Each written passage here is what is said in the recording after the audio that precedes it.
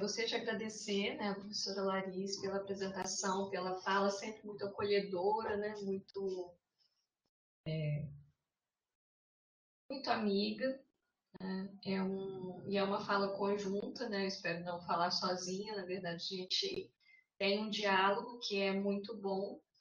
E espero que hoje a gente esteja conversando um pouquinho também, dialogando um pouco a respeito desse tema que nos é tão caro, né? Porque faz parte do nosso cotidiano.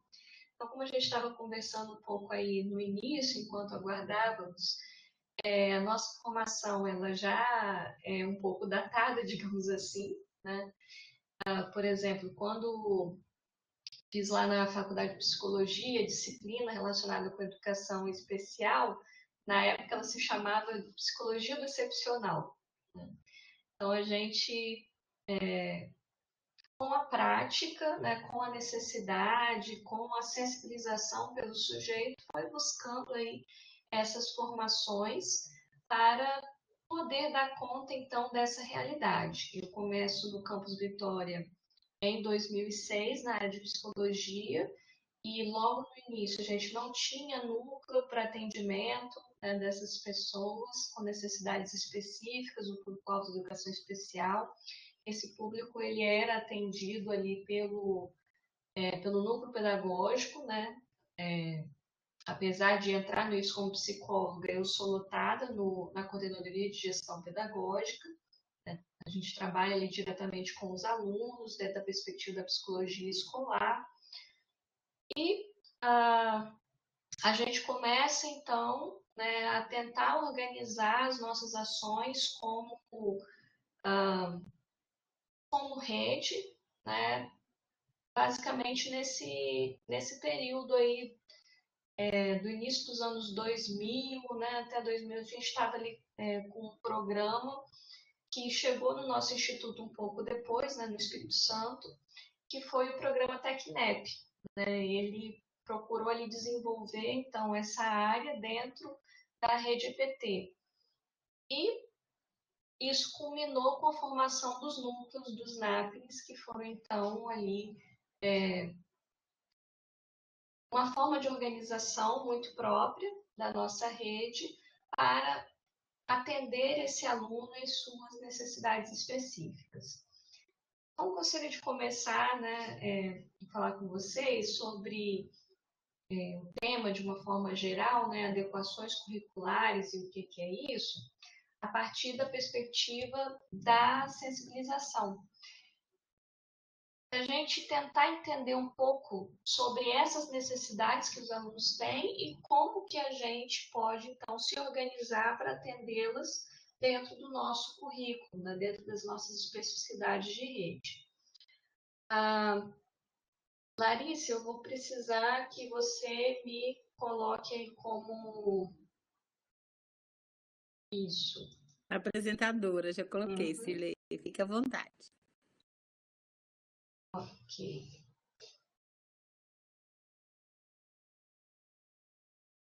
Aqui eu não consigo.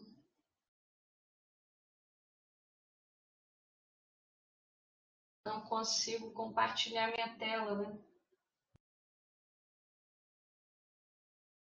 Tá conseguindo não, Cirlei?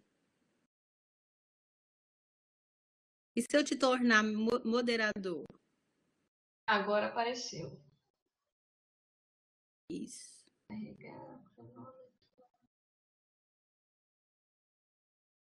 Não, também não aparece. Estranho.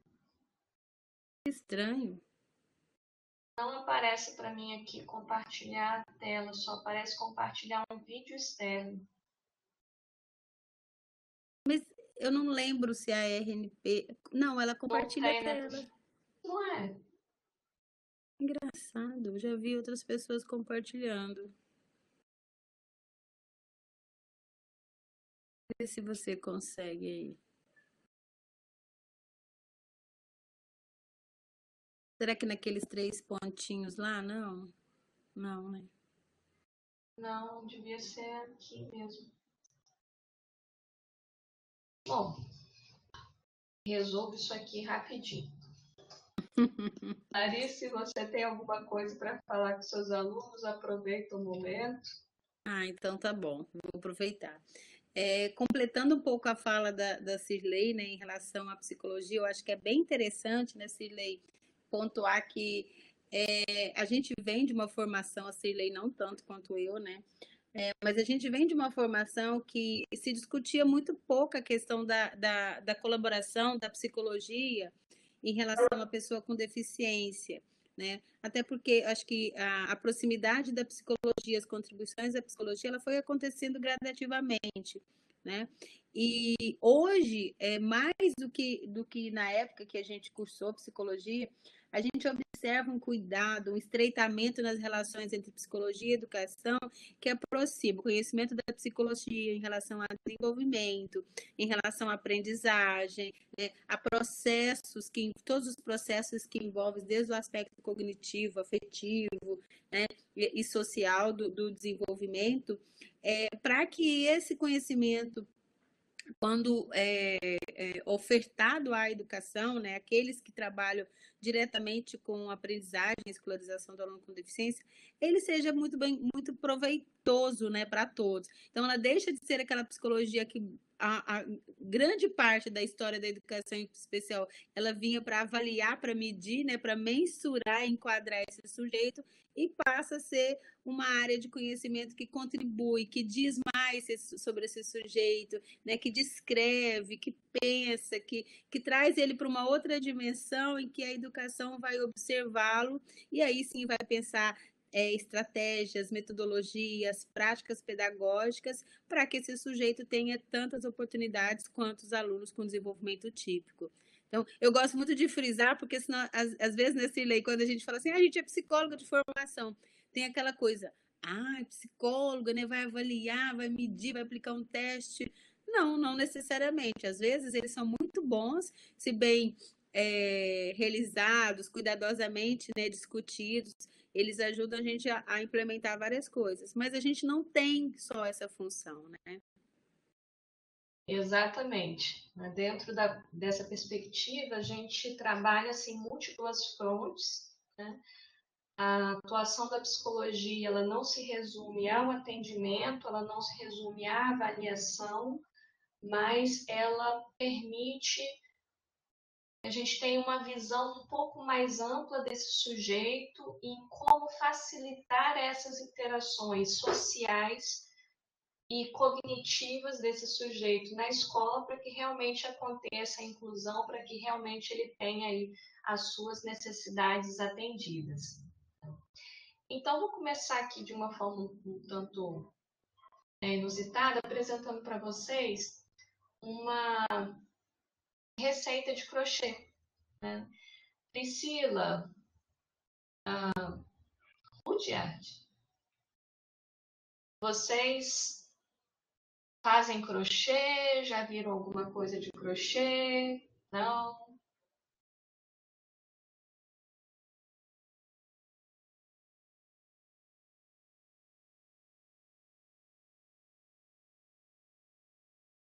Uhum. Então, esse post aqui, ele apresenta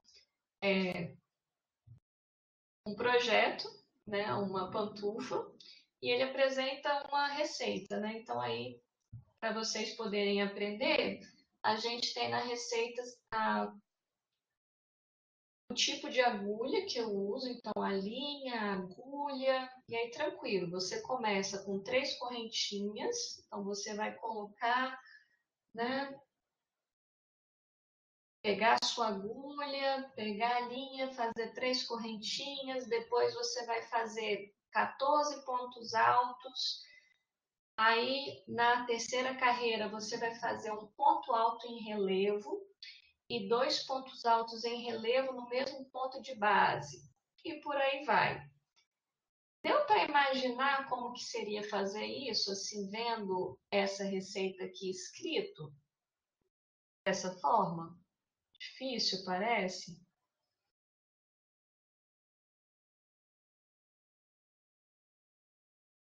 Dessa forma fica, né? Então, eu tenho aqui um trabalho E a gente usa mais ou menos assim esse mesmo ponto, né?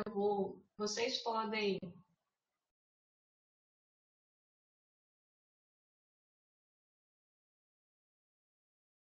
acompanhar aqui, eu baixei a apresentação para mostrar aqui mais de perto agora, né? Então aqui eu vou fazer, né, de uma forma um pouco mais visível, digamos assim. Tentar aproximar aqui da câmera. Então eu tenho uma linha, uma agulha, eu vou segurar, né, essa linha na minha mão, produzindo uma certa tensão. Vou fazer uma laçada, passar essa linha aqui essa agulha na minha base, fazer outra laçada, puxar, fazer outra laçada, passar aqui por dentro, outra laçada, passar aqui por dentro. Então, esse aqui foi um ponto alto em relevo. Ficou mais difícil, ficou mais ou menos. Você vendo isso dessa forma, consegue ter uma ideia de como seria produzir então esse material aqui?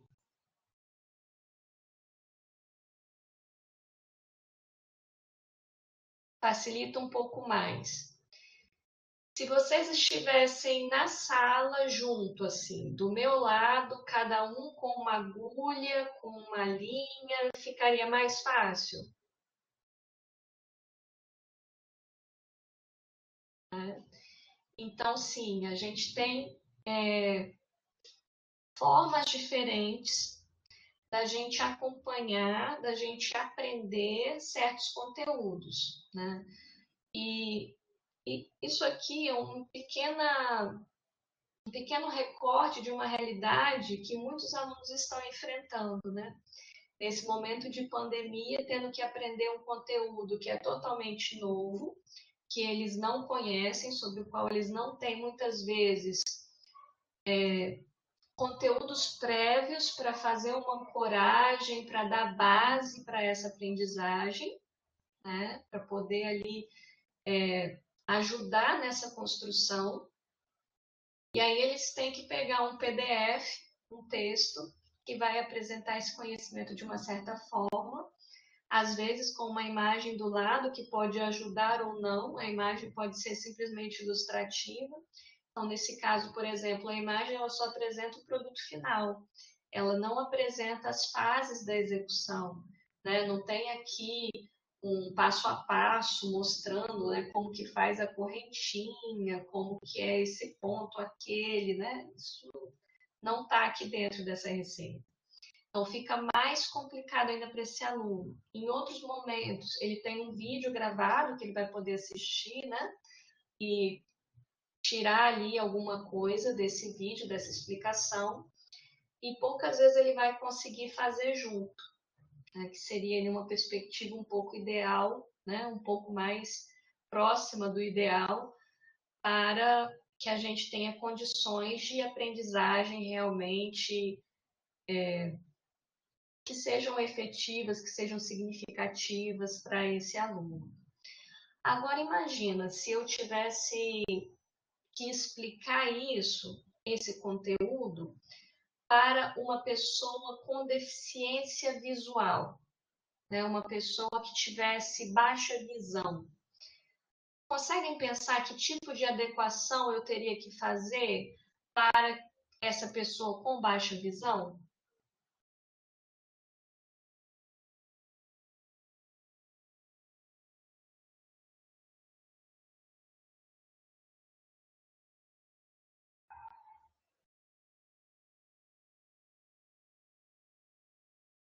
Shirley, eu acho que esse pareamento que você fez, essa comparação, ela é muito oportuna, né?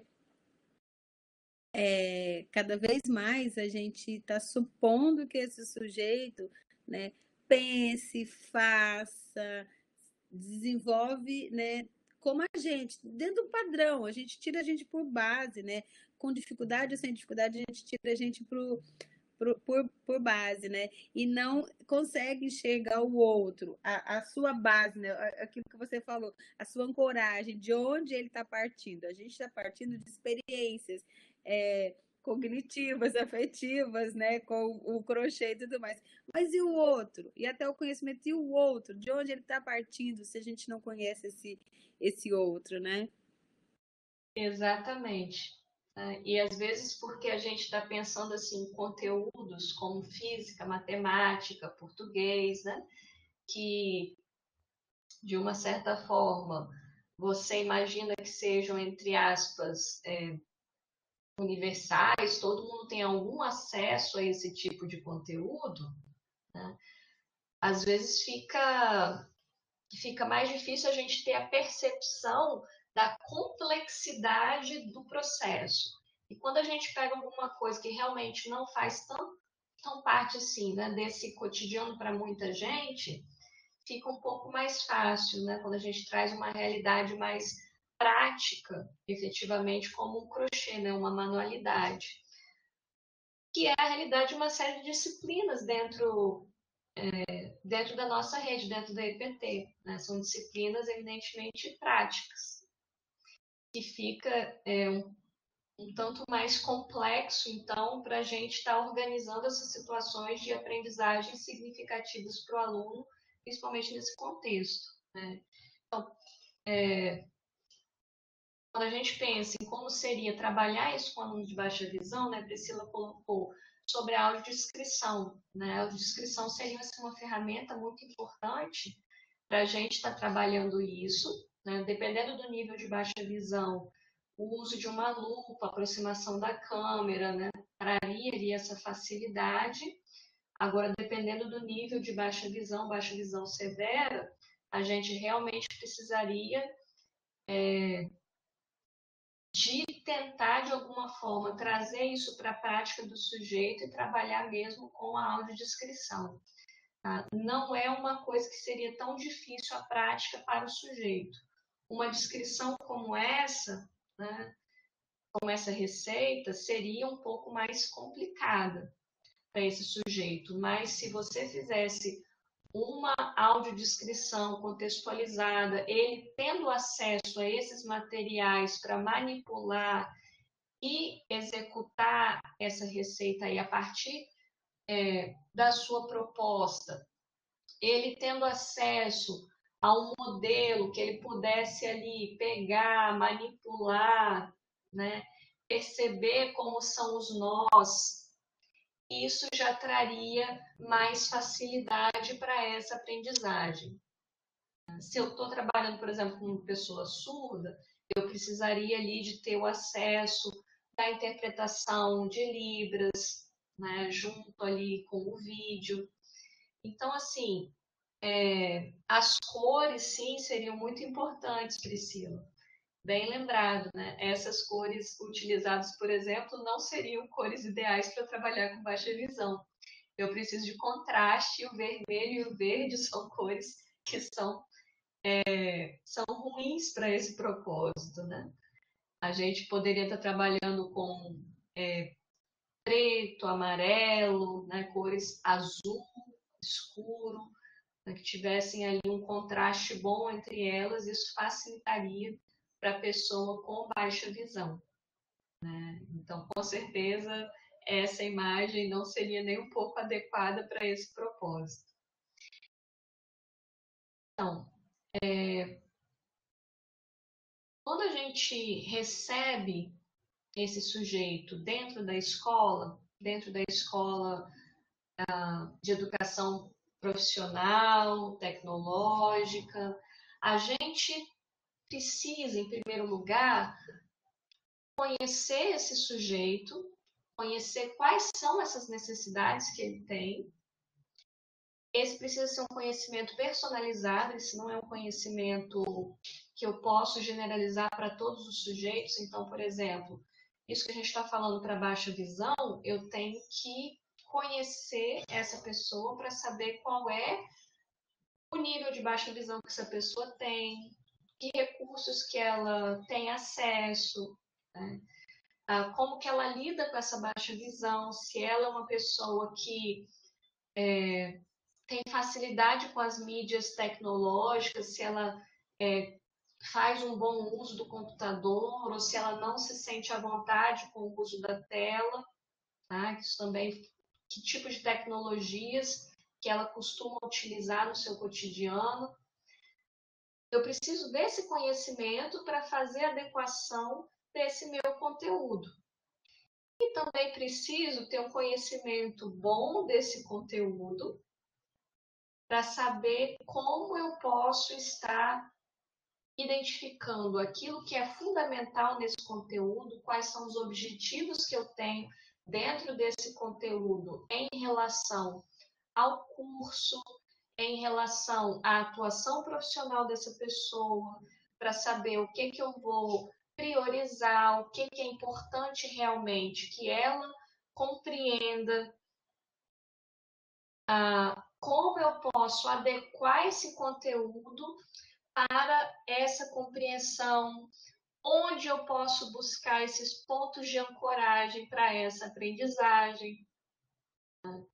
A gente só consegue fazer um trabalho de adequação curricular quando a gente tem o domínio do conteúdo e o domínio das estratégias, das metodologias que vão atender à necessidade desse aluno. Por isso que muitas vezes, né, Cirlei, gente, é uma dobradinha, né? Cirlei Sim, tá falando e claro.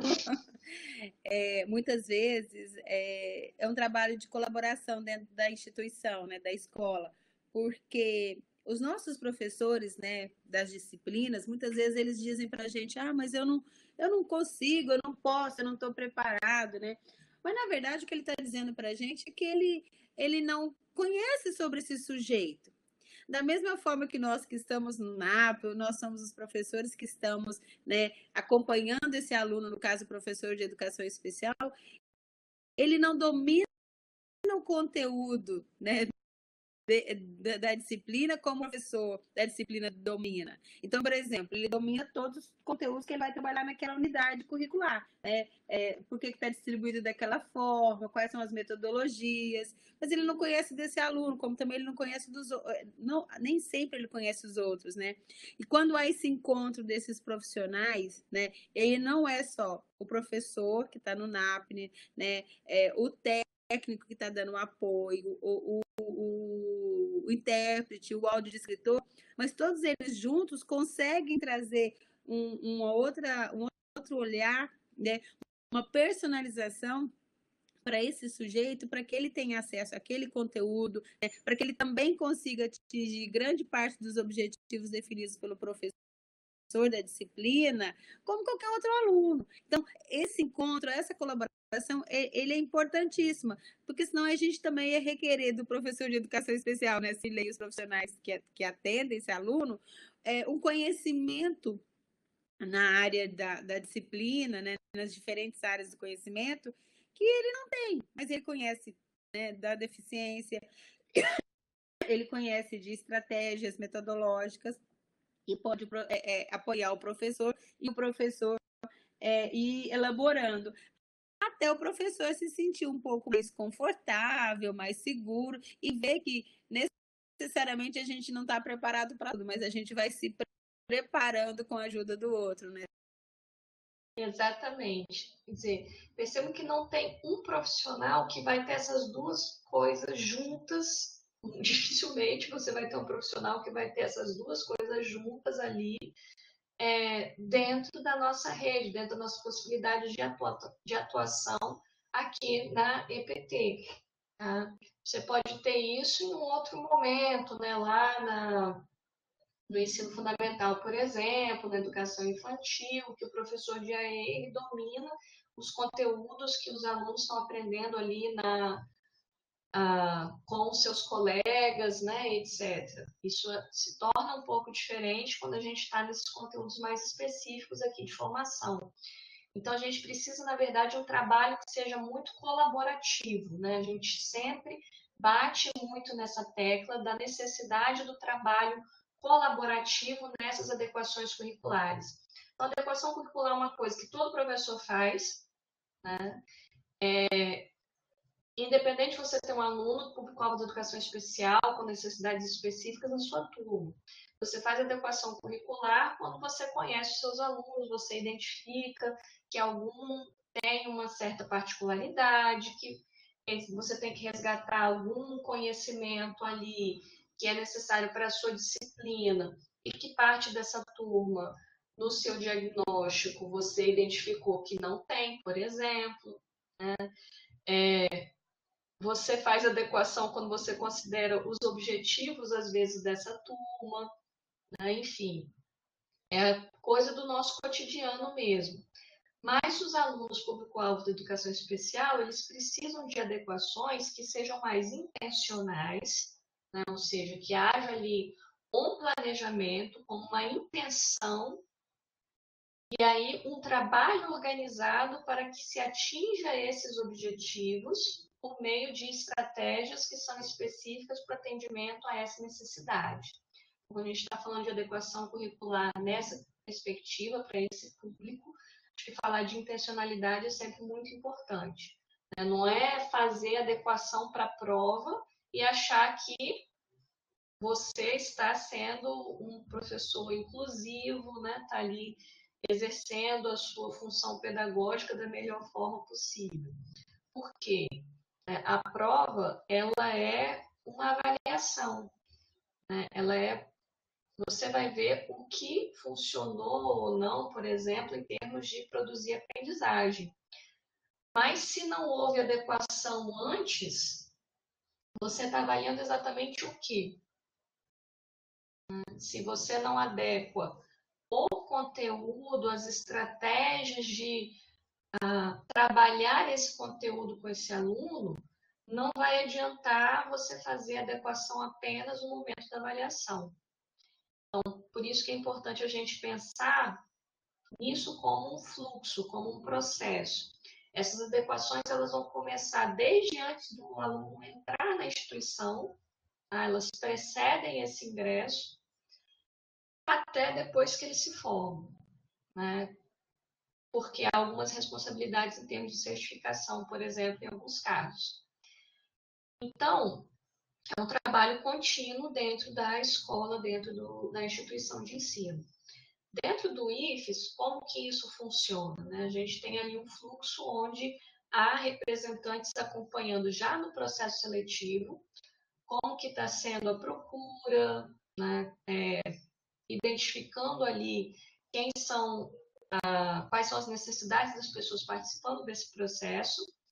E a partir do momento que a gente tem a identificação dos aprovados, já tentando antecipar algumas demandas. Então, a gente tem uma dificuldade, por exemplo, de organização com relação aos profissionais da educação especial, né, dentro do IFES, do Instituto. Nós não somos assim como o Estado e o município, que podemos fazer contratação temporária, né, entre aspas, assim, criar uma vaga de um profissional temporário, isso é muito mais complicado em termos dessa estrutura federal que a gente tem. Então, se chega um aluno surdo, eu vou precisar de contratar intérprete, mas como que eu vou contratar esse intérprete? Concurso público, a gente tem um por campus, né? E olhe lá, só alguns campos tem. Pegar alguém de outro campus e trazer para o nosso, muito complexo. A pessoa tem uma vida, às vezes, em outra cidade, né? Não é possível fazer essa mudança. Terceirizar, né, é um processo também demorado. Não é um processo que acontece do dia para a noite. E a gente tem matrícula de aluno em janeiro e as aulas começam em fevereiro. Então, se a gente depende do aluno se matricular para ir começar a ver o profissional, você já tem esse aluno começando sem ter o profissional. Professor de AE, a gente também não tem essa vaga, a gente tem que negociar com a gestão, né, para fazer essa contratação de um professor com base em algum professor que tenha saído de licença, por exemplo, etc. Que é um profissional super importante na escola, que é o professor de AE. Então, assim, a gente realmente precisa estar iniciando lá atrás esse pensamento de como a gente vai atender esse aluno. Já durante o momento da matrícula, a gente organiza para fazer uma entrevista com esse aluno, preferencialmente aproveitando a saída da escola para a matrícula, ou a gente chama o aluno para retornar e a gente faz essa entrevista no outro momento com ele, mas antes do início das aulas, procurando conhecer, porque, por exemplo, né, contar para vocês assim, uma situação que foi desesperadora, né, para a gente no início, e depois a gente usa como exemplo. A gente soube, né, já na matrícula de uma aluna, que ela era cega. E aí foi aquela questão toda, né? Como que a gente vai fazer? A gente está recebendo uma aluna cega, a gente não tem profissional de braille, a nossa máquina braille está emprestada para um outro campus, a gente não tem material nenhum produzido, né? É um curso técnico, como que a gente vai fazer essa adequação e pensando muito mais na dificuldade do braille. Aí vem a aluna para a entrevista. A aluna não usa braille. Depois disso, a gente já recebeu outros alunos cegos, a gente não recebeu ainda nenhum que use braille, né, na nossa experiência. Mas a gente fez toda um imaginário assim de questões, porque a gente tinha aquela ideia, né, aquele conceito de que a pessoa cega ia precisar da adequação em braille. E não era o caso dela, né? Ela teve adequações assim bem pontuais. Ela não usava soroban, ela fazia cálculos, né? Não morreu, tá aí ainda. Ela faz cálculos mentais, então não tem esse apoio. Ela prefere a gravação de áudio, acompanhar por áudio ou usar o leitor de tela quando isso é possível, mas prefere a voz humana, enfim. A gente foi, a partir dessa entrevista, na verdade, estruturando como seria o atendimento, né, dessa aluna. Então, isso é muito importante, receber o aluno e planejar as adequações de acordo com esse aluno, não de acordo com o que você sabe sobre aquela necessidade. Tá? Não é a deficiência que vai determinar a adequação, é o sujeito que vai determinar essa adequação. Até porque, né, Cirlei, além desse caso, né, que é emblemático, né, que você traz, às vezes não são adequações de grande porte, não são alterações tão grandes, né? Às vezes ficamos receosos, né? Não nos sentimos, às vezes, preparados, porque a gente tem estereótipos de algumas deficiências que fazem a gente pensar que a gente vai ter que começar do zero, que vai ter que reinventar a roda, né? E, na verdade, o sujeito já traz estratégias, né? Ganhos que ele foi acumulando ao longo da vida dele, a aprendizagem, o que ele depois que ele foi construindo, que ele foi refando, né? Digamos assim, que foi facilitar muito disciplinas, você sabe melhor que eu, que às vezes as mudanças, as equações são tão simples, né? São de sequência, são desdobramento de um objetivo, né, pedagógico, da disciplina, uma atividade um pouco mais como foi essa que você deu o exemplo do crochê. Conhecer o sujeito é imprescindível. Esse encontro inicial com ele, essa entrevista inicial com ele, para entender quem é ele, né, das suas capacidades e das suas, é imprescindível para a gente, às vezes, apavorar sem necessidade, né? Exatamente. A gente se apavora, às vezes o professor também se apavora, né, quando a gente fala para ele. Então é importante a gente ter essa clareza, porque um outro exemplo, né? Com essa mesma aluna, ela foi fazer aula de desenho técnico. E aí o professor né? Obviamente, é precisar pensar aí uma série de adequações para que a aluna cega pudesse fazer disciplina de desenho técnico que tem a parte prática, né? De prancheta e tudo, né? Enfim. E aí o professor chegou e falou: não, eu não tenho, eu estou me aposentando, eu não tenho condições, eu não tenho formação, né? Eu não tenho como, eu não vou, troca, né? Coloca para outro professor e tal, tal, tal. Não, professor, realmente, né? É uma situação assim, a gente sabe que precisa de pensar em algumas questões, mas vamos conhecer aqui como que é o NAPNE, né? Olha só, a gente tem isso aqui e tal. Ah, essa lupa aqui foi uma professora de desenho que utilizou com uma outra aluna, né? Que tinha uma questão assim de uma baixa visão severa e ela podia usar na mesa de desenho e tal. Foi mostrando algumas coisas, né, para ele e tal. Aí encerrou, né, aquela visita dele lá, né, no NAPNE, mas a aluna foi para a aula dele, né, tinha aula com ele, foi ela junto com a ledora, né, que estava acompanhando. E aí terminou a aula, volta o professor no NAPNE e fala: eu aceitei o desafio. Por quê? Porque ele conversou com a aluna. Ele foi lá, viu, né, teve essas questões lá com o Nathan, mas o que que fez ele mudar de ideia? O encontro com a aluna. Né? Quando ele chegou e conversou, né, e ela colocou como que ela aprende, quando ele viu como que é, né, o apoio, etc.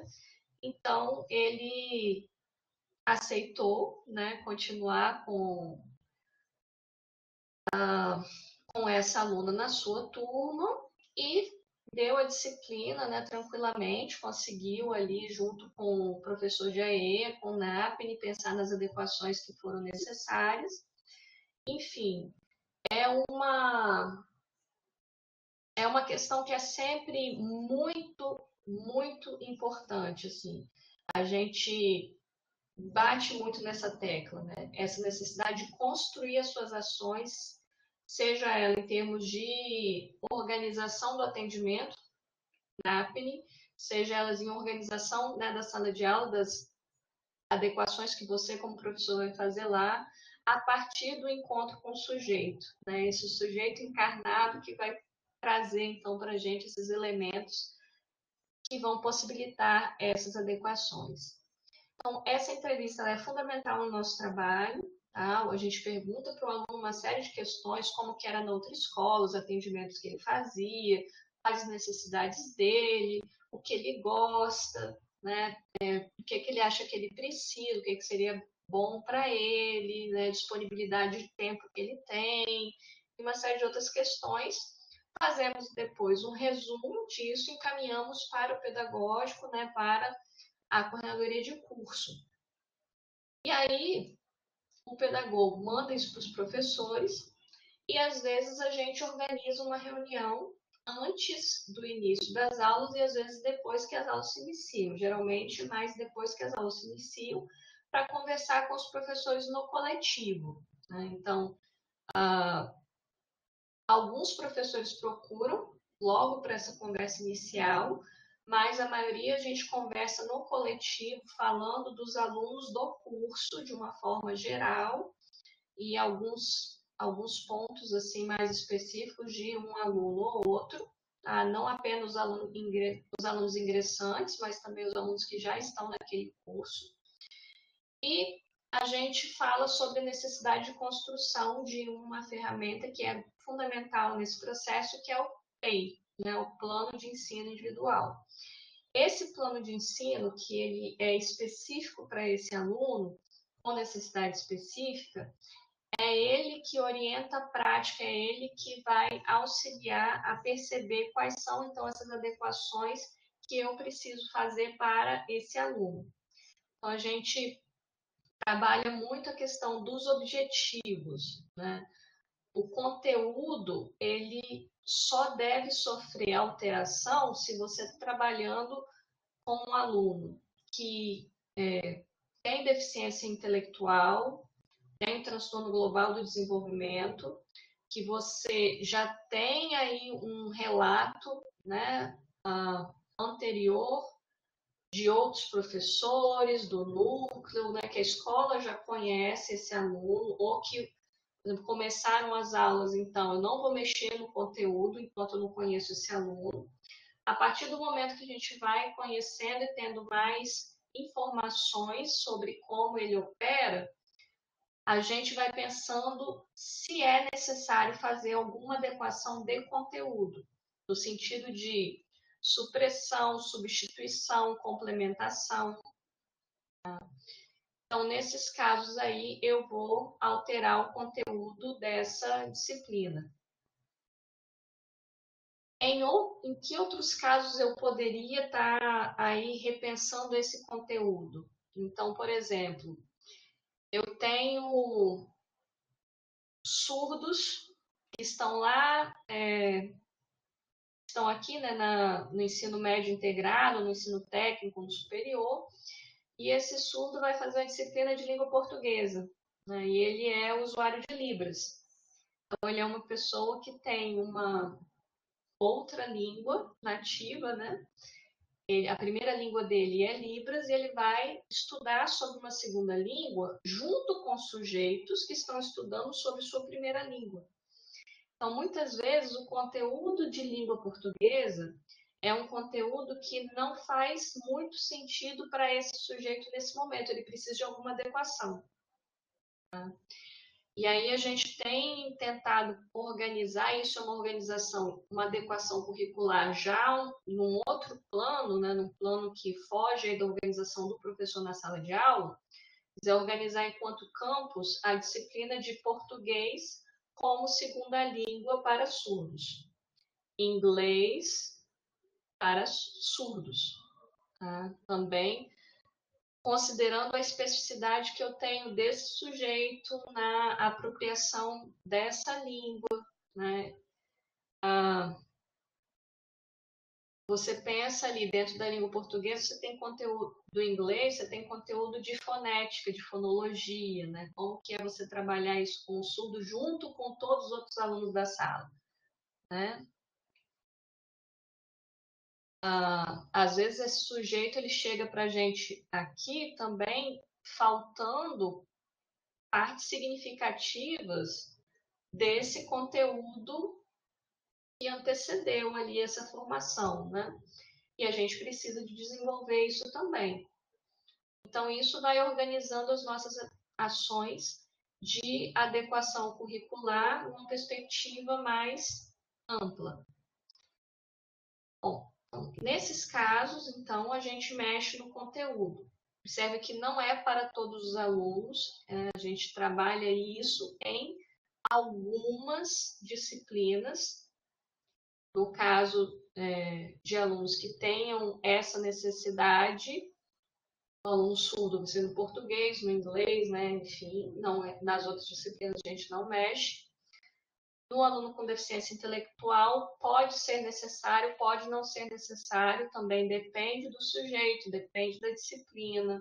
A gente já teve alunos que em algumas disciplinas precisaram de adequação, em outras disciplinas o professor conseguiu fazer pequenas adequações em sala de aula, né, na forma de ministrar o conteúdo, que não implicaram redução de conteúdo, alteração de conteúdo.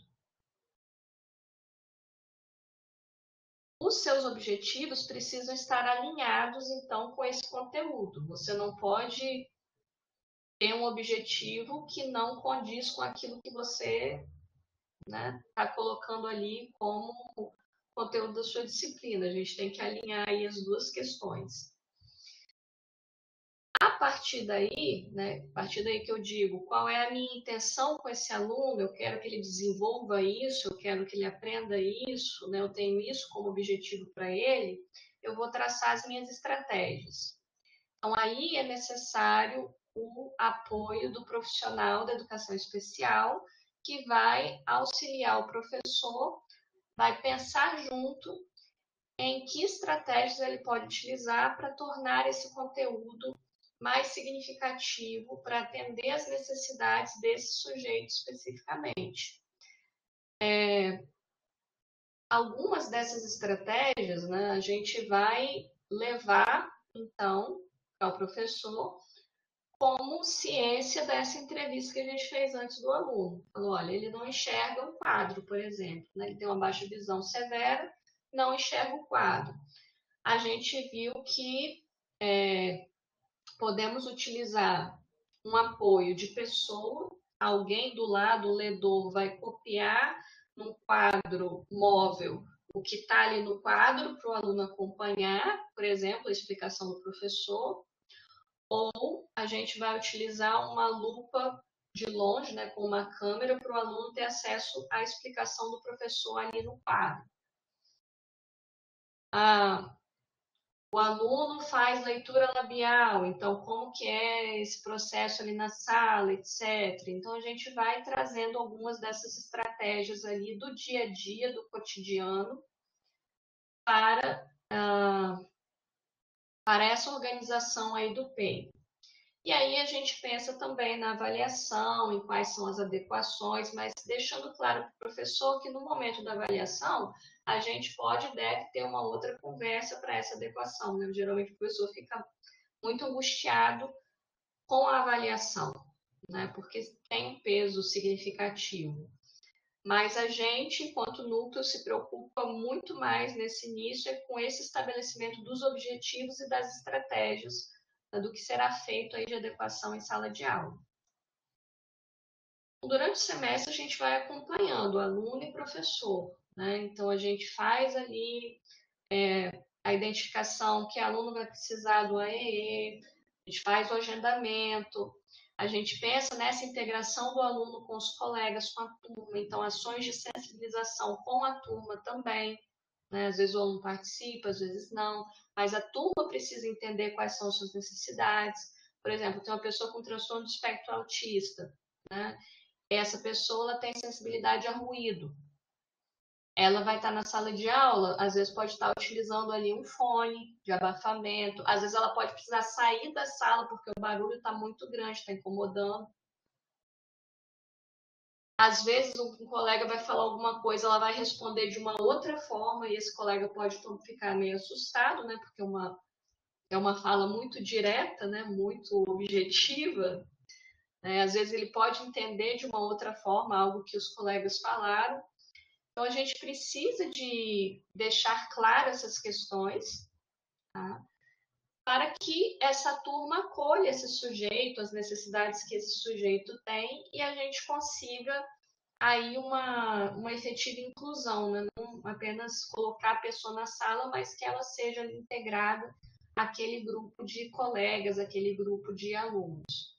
É, Esse é um ponto. essa adequação nessa lei que você menciona, dá a medida exata para a gente, que a gente está falando não é só a adequação do currículo, aquele currículo, né, pronto, né, determinado, mas é uma adequação de um currículo vivo, porque é o currículo vivo da sala de aula, da relação com os pares, da relação com o professor, né, da relação com o ambiente físico, o ambiente afetivo, que precisa ser pensado e adequado, né? Então, ultrapassa o objetivo pedagógico, o intelectual, o cognitivo, para outros objetivos que a gente acaba tendo que acompanhar nesse processo de adequação, né? Sim, isso é fundamental e faz muita diferença, né? A gente tem como uma das nossas metas, né, reduzir a evasão, garantir a permanência desse aluno, porque é uma evasão, há uma evasão significativa, né, como um todo, mas especificamente desse público. E esse acolhimento, né, esse trabalho, ele faz diferença para o sujeito, né? Essas relações, elas são algo que vão trazer implicações nessa continuidade dessa pessoa ou não, né, dentro desse curso, dessa instituição. E algumas vezes, as adequações que a gente precisa fazer em termos de disciplina, elas fragilizam essa convivência com a turma. Vou dar um exemplo, né? Dentro das adequações que a gente faz, algumas que vão ter implicações na temporalidade, né? Então, por exemplo, a gente está lidando muitas vezes com o público adulto. É mais difícil você trazer o adulto no contraturno para ele fazer atendimento especializado, monitoria, né, outras atividades práticas, né, aula extra com o professor, enfim. Esse adulto, muitas vezes, ele só pode ir à escola dentro daquele turno em que ele está matriculado. E a gente tem situações em que os alunos têm 13 disciplinas, por exemplo, no semestre. Então, são muitas disciplinas, isso dificulta, né, uma série de questões para o aluno acompanhar, gaps na formação que ele precisa suprir, enfim. E dificulta ele não poder vir num outro turno para fazer esses acompanhamentos que ele precisa fazer. Então, às vezes, é uma decisão conjunta entre NAPNE, aluno, professores, família, a gente envolve a família, sim, nessas conversas, nessas decisões, e esse aluno ele não faz todas as disciplinas do período do ano, né? A gente diminui a quantidade de disciplinas. E nesses horários em que ele não está fazendo essas disciplinas, ele faz, então, esses atendimentos, ou às vezes ele tem realmente horário vago, por exemplo, a gente tem aluno que tem problema, não pode ficar sentado muito tempo, precisa do intervalo para deitar, né? E uma série de outras questões assim, mais complexas, né? Um aluno que tem que sair para passar sonda, né? Enfim. Esse aluno, ele não vai acompanhar a sua turma de origem, assim como outros alunos não acompanham, né? Principalmente no superior, por uma série de questões. Mas no técnico, né, no ProEja, jovens e adultos, isso é mais significativo. E aí esse aluno ele não acompanha a sua turma de origem, ele vai entrar em outras turmas e fica muito sozinho, né? Ele já é um aluno que já tem uma tendência a ser, né, mais isolado, porque às vezes não compartilha tanto, tem aquela necessidade que às vezes vai, de uma certa forma, inicialmente pelo menos, manter um certo afastamento dos colegas, enquanto eles não o incluem aí nesse grupo. E o fato dele não acompanhar essa turma, isso também prejudica essa formação de vínculos. Tá? Então, a gente precisa trabalhar ativamente no apoio à construção de vínculos e à formação de novos vínculos desses alunos com os seus colegas, com esses grupos de turma, porque isso é uma questão também que é importante. Né? Não adianta a gente só fazer adequação para facilitar nesse termo de aprendizagem, de assimilação de conteúdo, e a gente descuidar desse ponto social, de convivência, de vínculo, porque isso vai fazer com que ele continue ou com que ele saia da instituição, independente dele estar adquirindo conhecimento, aprendendo ou não. E isso também é importante para os colegas, né? Às vezes os colegas têm algumas ações que são ações discriminatórias, mas que eles não percebem dessa forma simplesmente porque eles não tiveram um contato prévio com sujeitos com essa necessidade anteriormente, não construíram, não tem essa visão. E a gente precisa chamar atenção para algumas coisas para que eles percebam que há necessidade de algumas mudanças aí no cotidiano da sala de aula. Bom, a gente participa junto com os professores nas reuniões, a gente dialoga, a gente pede para que as coordenadorias também conversem, porque para ter essa perspectiva de adequação em termos do curso, né? Como o professor, às vezes, ele está pensando na sua disciplina, mas ele precisa considerar como que vai ser aí o processo desse aluno durante esse curso. E como a gente falou, né? A gente trabalha aí pensando na inclusão inclusão do aluno efetivamente na escola, a gente não faz só a formação com os professores, né, para falar quais são as necessidades do aluno, não é só nessas reuniões. A gente aproveita eventos que acontecem na instituição, feiras, seminários, boas-vindas para os professores no início do ano, a gente aproveita, né, todas as ações e a gente vai inserindo algumas formações específicas para os professores, né, sobre surdos, sobre deficiência visual, sobre transtorno de espectro autista, altas habilidades de superdotação. A gente vai incluindo essas temáticas dentro dessas formações, mas a gente também trabalha com estagiários, com os monitores, né? Os alunos, eles participam de editais de monitoria e eles podem auxiliar outros alunos. Então, a gente também faz formação para esses alunos que vão atuar como monitores, compreenderem quais são as necessidades específicas e como que eles podem estar ali atendendo esses alunos. A gente já também trabalha com o registro acadêmico, porque ele que faz matrícula do aluno, o aluno vai lá para ver algumas questões acadêmicas e o registro também tem que ter ciência de algumas questões. A biblioteca, porque o aluno também vai à biblioteca, ele também pesquisa, ele também precisa ali desse suporte na biblioteca. Na cantina, né? O aluno também vai lá fazer o seu lanche. E se eu estou com um aluno com deficiência intelectual que não conta, se eu estou com um surdo que vai pedir o lanche em Libras, então o pessoal da cantina também precisa de formação. O pessoal da recepção, terceirizado também, porque o aluno chega ali, às vezes ele esquece a carteirinha, né? Eu vou deixar de interagir com ele porque ele é um aluno. O aluno não tem estampado na testa assim, né? Eu sou um aluno com deficiência, eu sou um aluno por causa da educação especial. Né? O aluno Você pode identificar um aluno cego com baixa visão que esteja com bengala, por exemplo, mas o surdo você não vê que ele é surdo, não tem nenhuma marca com relação a isso no corpo. Né? Uma pessoa com deficiência intelectual, às vezes, ela vai ter aquele estereótipo lá do síndrome de Down, mas não é sempre. Tem vários alunos com deficiência intelectual que você não identifica isso visualmente.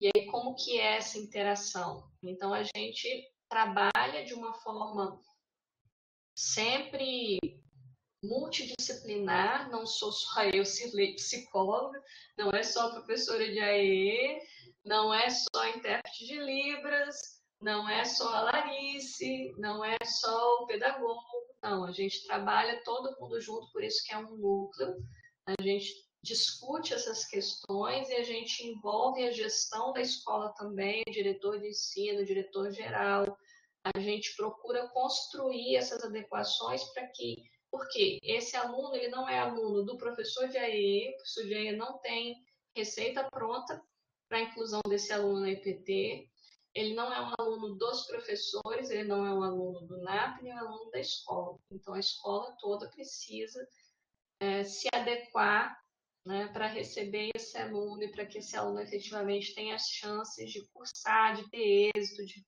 concluir esse curso que ele iniciou. Eu acho que é isso, né, que a gente tinha pensado, já falei um pouco mais do que eu tinha pensado que falaria. A gente sempre fala assim, Não tem jeito. não tem jeito, né? E essa última fala sua para mim é muito emblemática, assim, qualquer aluno que ingressa, ele é aluno da escola, né? A gente precisa mobilizar a escola como um todo, sensibilizar, fazer formação, né? Preparar a escola para que esse aluno se sinta incluído, para que esse aluno se sinta aceito, né? E ele possa compartilhar suas capacidades, suas dificuldades na escola e encontrar ali pares, apoio o tempo todo, né? Eu acho assim, pessoal, a Priscila e o Rudiard, eu acho essa experiência da Cirlei, acho que por isso a Cirlei, né? Avisei para ela que, né, por conta dessa peculiaridade da disciplina, temos alunos que a gente talvez não teria. Mas, assim, é uma experiência. A Cirlei, com certeza, poderia estar questões mais teóricas, mas eu pilei focar na experiência dela, porque nós temos na sala um monte de texto, algumas coisas, né, produzido por mim, por Cirlei. Essa experiência, os exemplos que a Cirlei traz, né, e o cuidado na fala da Cirlei são coisas que a gente precisa dividir. Eu falo para a Cirlei que a gente não pode guardar isso para ela, né, perturbando ela, traz mais para a gente, porque as experiências são realmente muito, muito.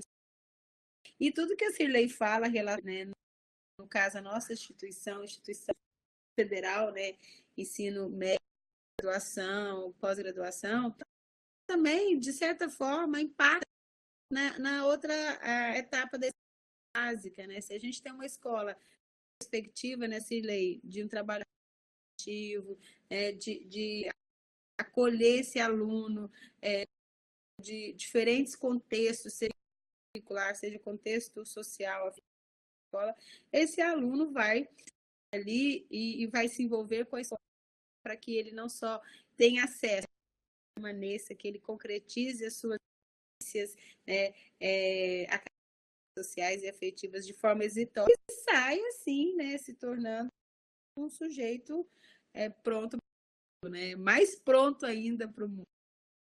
Então, eu só queria te agradecer, Cirlei, é sempre uma honra estar com você, um prazer.